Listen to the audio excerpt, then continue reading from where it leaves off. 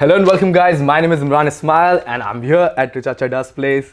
Hi. Thank you so much for welcoming me at your place. I saw 3 cats around. Two, Yeah. Two cats around and Yeah. one got scared of me. Yeah, one's scared of you and she's run away. But she's back now. But it's a very Walking cute around. house. Thank you. Thank you so much for welcoming me. Thank you. So I'm here to talk about your recent film Panga. Yeah. Okay, let me start with that first, okay?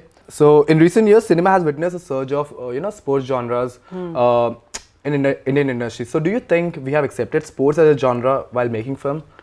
I mean, I think India is a sport-loving country. Earlier it was only cricket, but now it's other sports like football, badminton, tennis. All of them have their own leagues. The Kabaddi League is doing really well. So I think sports is a really upcoming and fresh field in India. And I see now even governments making efforts to provide better facilities. Like recently in Delhi, I saw that one of the government schools had an Olympic-sized swimming pool. So, you know, the kids who are now in school after 4 years, 5 years, after proper training, they can actually compete in Olympic level sports. So, I think it's a really good thing that sports are coming up, and that's why these films are being made. Alright, so people do get influenced by sports movies, you're trying to say. Absolutely. I think that a film like Dangal does more for sports. You know, film like Mary Kom encourages other girls to come ahead and take sports up. Now Panga joins the League of Kabaddi. Yeah, Panga is about Kabaddi. Panga is actually it's about a mother and son story, which is Kangna's character. But there's a lot of sport in the film, and the best thing about it is that it's an Indian sport. Alright. It's an Indian sport. It's a sport where India is often world champion many times, but we lost the last championship. Okay. But it's a contact sport and it's really difficult. It's not a match is only 15 minutes, and a raid, like when you enter the opponent's camp, is not more than 30 seconds. So it's very intense, really quick. And it's lots of fun. Alright, you play Meenu. Yeah. Who is supporting Kangna. Yeah. Right. So what is your character about? Like you are already established, and she's been established, and she's getting a second chance. So no. From the trailer that I got something.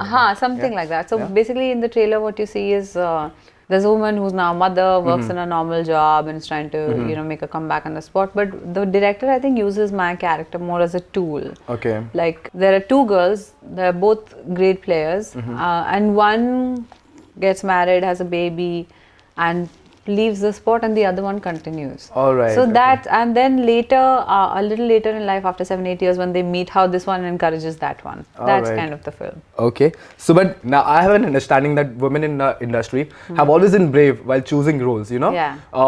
For me, it was Tabu Ma'am with Chandni Bar. Yeah. So that was me, and they were never afraid of taking role, like doing an older character. You know, even if they're young. So. No, I mean, many women are afraid of doing an older character. I got Gangs of Wasseypur because 3-4 actresses said no to it.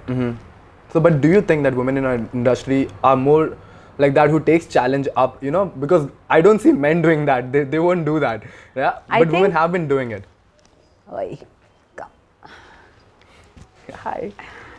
So, this is Jugni. So, yeah, I think now women are taking far many more risks. I'm really happy to say that I was one of the first people to take that risk with Gangs of Wasseypur, where I had to. In that. But I had to be so much older. Like at 23, I had to play a 56, 60-year-old woman. So I really think that the times are changing. When I see Tapsi or Bhumi or other people also taking risk, Vidya, I know that they're really working hard and they want to try something different, like Deepika did with Chapak recently. So I think women are more likely to take risks now because they are getting interested in stories. Okay. It's no longer just about looking pretty. It's about making an impact with your film. But if I got offered similar roles after that, I said no to, because I realized that industry is very myopic and dumb. And you get stereotyped like that? And you get stereotyped and people will think, oh, she's actually that age, you know. So I'm not doing those parts consistently. I've had to say no to parts like that. All right. Look at her, she's really enjoying this. That's so sweet. She's so cute. Okay, this was the cat who was afraid of me. Yeah. Okay. Now she's comfortable. So let's go forward. Yeah. Okay.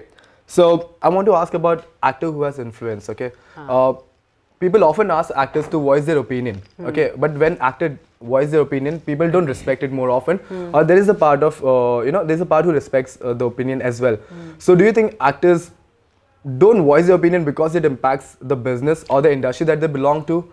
See, it's a very confusing space. It's like damned if you do, damned if you don't. All right. If you don't speak, people are like, oh, why are you so silent? You're afraid. You have no guts. And if you speak, they're like, oh, you should just put lipstick and take a selfie and don't talk. So it's a really stupid situation to be in, because no matter what you say, some people are bound to be upset. Okay.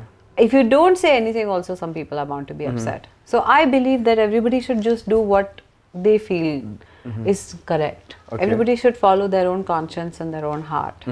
Don't do it for any gain, political or financial, or that I'll get an award, I'll get a posting. Just be true to yourself. Okay. All right. So that's what happened when I asked Deepika. Like, so she said, I'm trying to voice my opinion, but are people respecting my opinion? Are they willing to respect my opinion? So it's my personal thing that I'm giving an opinion, but it should be personal. It should not affect the business around me. So no, of course it shouldn't affect the business around her, because if you are, if she is Deepika Padukone and she is casting her vote in this city, if she's paying her taxes, you can't forget that she's a citizen. Right. She's a citizen first, and then she's Deepika Padukone. Okay. She grew up in India, being a citizen of India. So if she wants to speak about India, if she wants to say something, everybody should give her the space to. Right. And those who don't are really petty, small-minded people who say this is for publicity, because they really don't know how film publicity works. So, but you're also very vocal when you went on Twitter, on your social platform. So, has it ever backfired to you, and industry has denied you work or something like that? No, Has it ever happened with you? No, not with me. Yeah. No. So you're out there and you try to voice your opinion, and you're on point all the time. At least I try to be just. If someone even points out a mistake, that I've said something wrong or factually incorrect, I try to rectify it immediately. But more than anything else, I come from a very Gandhian space. Okay. And I believe that no matter what people do in this country, as long as we have Gandhiji on our notes, you have to learn to respect that guy, because everyone's working for money, right? So, well, you never know, maybe they'll change the notes and there'll be another face on it. But Gandhi is what India is known for globally, and I want to be Gandhian. I don't want to shame anybody for having a different opinion. I don't want to put them down for having a different opinion. Like I've worked with Vivek Oberoi and Kangana. They're both people who are right-wingers. But I worked with them because that's a democracy. You work with everybody. You try to find a space. At the end of the day, what is happening is, in this debate of you are right, I'm right, there's no dialogue. And then people are just, it's Indians fighting with Indians. Correct. Yeah. I get that. Okay, it's getting too serious now. Okay, let me lighthearted. Okay, so I want to ask about you and Kangna's, camaraderie, or how are you? Okay. Yeah. Come here. So tell me, how was it? With Kangna being so vocal and you being there on the set. So how was the equation on the set? How did you support each other on the set? We were very professional. Okay. Very, very professional. In fact, she's quite quiet. She's mostly on her phone or with her team. Okay. And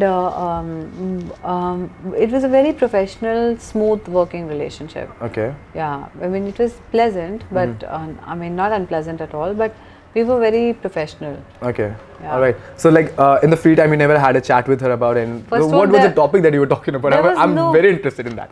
But we only spoke about the film. Only about the film. Yeah, we were only speaking about the film because all our scenes were with each other. So if we discuss something, we would discuss the dialogue. Right. That you do this, or aap yahan se chal ke aa jana, I will walk from here. I'll give you this cue. So it was like that. It wasn't. There was no space to talk about politics. All right. Okay. So I want to ask about Ali Fazal, if you're okay with that. Okay. So you recently opened about your relationship on bollywoodlife.com. So I need to ask you that question right now. You said you'll never date a guy from the industry. What changed with Ali Fazal, the beautiful boy Ali Fazal, who I admire as well? I love him. So I want to know what changed that. No, it's just when I had a very fixed idea that I won't be with anybody from the industry, because it's very unstable. Both people are traveling, they're very busy, meet in different cities, blah blah blah. But Ali and I started off as friends. Okay. We were friends during the first part of Fukre. Then we stayed in touch. All of us stayed in touch actually. Chucha, Pulkit, we were all in touch. All right. And then it just developed very organically one day. We realized that, maybe we'll have something more than just friendship. And then we hung out, explored that, spoke about it. It was just very organic. Okay. So the one thing I learned is not to make such strict rules. Okay. All right. So how's the equation now? How is it going? It's going very well. He's a really good. He's first like my best friend. We talk about everything, and yeah, he's really supportive of my career, my ambitions. He goes out of his way to make sure that I feel when I need something, like, sometimes I have to audition for something abroad because he's done that a lot. Yeah. He'll come and he'll tape it for me. He'll do the accent with me. Wow. So he's very like a very nice companionship. Okay, so now I know why did you fall in love with him. Okay. I can see it on your face. It's so beautiful. Thank you. Okay, so I saw the open mic as well. I want to talk about that. Okay. Oh, I was fun having a mics. blast. I was having a Oh, blast, But there was a part where you said, your family was behind you, get married. But when they know that you're One aunt. Yeah, one aunt. Okay, so. And when they know that you're dating Ali Fazal, who is a Muslim, so they're like, "Ab kya karna? Ab thoda aram kar le, baad mein shaadi kar lena." So No, see, that's a fictional joke. Okay, that's a fictional joke because Yeah. I got a question to ask on the internet on Instagram. I said that I'm going to interview Richa. So one of the person asked, like, I have a thing like that. I'm a Muslim and I'm dating a Hindu girl, and it's been happening like that. So I thought Richa Chadda is the best to answer. Like, how do you make your family understand that you love the person, not his religion, or where you come from? No, first thing one should remember is that, look, this is India. Okay. We are all very mixed. My mother is Bihari, my dad is Punjabi, and I'm sitting here in front of you. Right. Anybody born in this land, anybody grown up here, or anybody anywhere, the thing is, if you find love in your life, you're really lucky.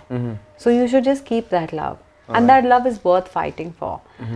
In my case, I don't think my family will object, or if we decide to take it to the next level, we'll find out. Okay. But I mean, just like you don't hate somebody for, like, all this bigotry and racism I find very stupid. Like in America, people saying you can marry anybody but an African American, you can't be with a black man. So I keep thinking that, will I hate somebody if their ears are longer? Okay. I won't, right? Yeah. How can I hate somebody whose skin color is different? Okay. It doesn't make sense. How can I hate someone who supports me, lives in India? You can't separate people from the country. Right. Yeah. When you go to Banaras, where I shot Gangs of Wasipur and Masan, you go to the temples, there are gullies and you go into the temples. So I used to go to a lot of temples like Kashi Vishwanath Mandir, where I go once a year and things like that.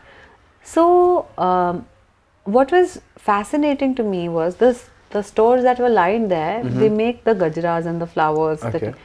Most of them are Muslims. All right. This is India. We Correct. collaborate, we cohabitate. Like in Bollywood, when we start the film, every day they break a nariyal, and when pack-up happens, you do Ganpati Bappa Moria. And then when Azan happens, you are silent, so that, you get obviously you get the sound also, but out of respect, and when Guru Purab happens or Christmas happens, people cook and bring things. So we are so mixed, it's very difficult to segregate that. So everything we do, what we wear, how we talk, our language, our food is so mixed. Okay. If people don't learn that India is a mixed country, then India will teach them, unfortunately. Right.